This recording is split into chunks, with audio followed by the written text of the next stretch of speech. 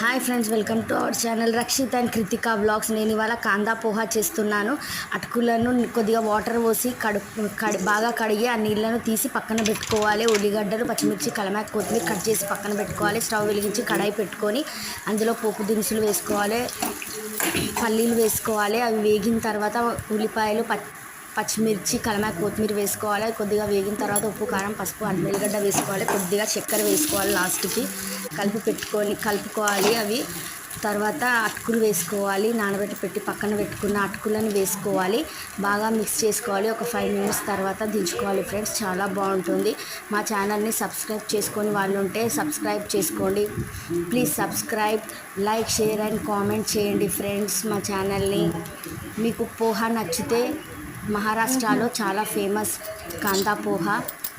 మీకు నచ్చితే మీరు కూడా ట్రై చేయండి. Bye friends, subscribe.